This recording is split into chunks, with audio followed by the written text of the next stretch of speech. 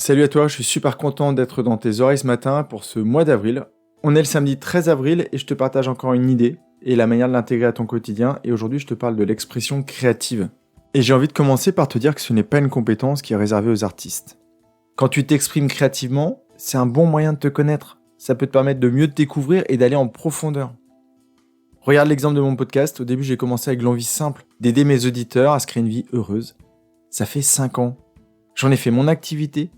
C'est devenu une autothérapie, ça me permet d'explorer mes pensées, d'aller plus en profondeur et d'améliorer ma vie un peu tous les jours avec la gratitude, avec tout ce que je t'ai déjà partagé.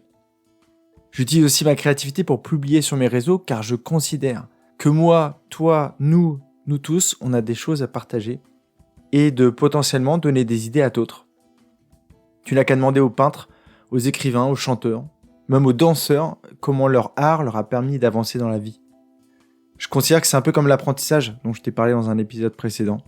Quand tu cherches à stimuler ta créativité, tu stimules aussi ton cerveau. Et ça te permet d'avoir plus de créativité même dans la résolution des problèmes que tu rencontres au quotidien. Comment tu peux pratiquer ? Commence peut-être par des petits croquis sur tes comptes rendus de réunion. Commence par écrire des petits poèmes. Commence par explorer tes pensées. Tu peux écrire des petites chansons.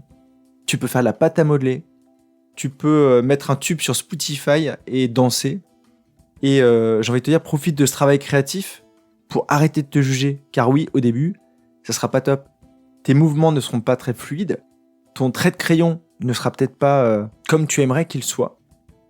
Mais rassure-toi, en fait, au fil de la pratique, ça va s'améliorer. Et plus tu pratiques, plus ça devient plaisant. Et enfin, j'ai envie de te dire, quand tu as découvert une pratique qui te plaît, qui te fait du bien, pratique tout simplement sans te poser de questions.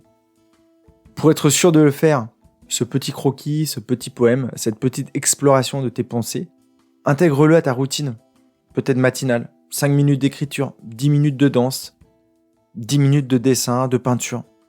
Et peut-être qu'un jour, tu auras envie de partager tes œuvres sur des réseaux, peut-être que tu auras envie de partager tes créations, et ce sera aussi l'occasion de rencontrer les personnes qui, comme toi, ont envie d'exprimer ce qu'ils ont dans leur peau, et peut-être que ça deviendra une de tes passions. Pour moi, la créativité, c'est un muscle. Plus tu l'utilises, plus il se renforce. Et plus il t'aidera à te créer une vie heureuse. Je te souhaite une belle réflexion autour de ce sujet. Et peut-être demande-toi, quelle est l'expression que tu apprécies le plus ? Est-ce que tu regardes des vidéos ? Est-ce que tu écoutes de l'audio ? Est-ce que tu adores voir des gens danser ? Et teste, tout simplement. Autorise-toi à tester. Et encore une fois, je pense vraiment, sincèrement, que l'on a tous des choses incroyables à partager et à transmettre. Pense à t'abonner au podcast pour ne pas louper l'épisode de demain. Je te parlerai d'échecs et de comment les surmonter. Prends bien soin de toi. Je te retrouve à 7h ici même. Bye bye.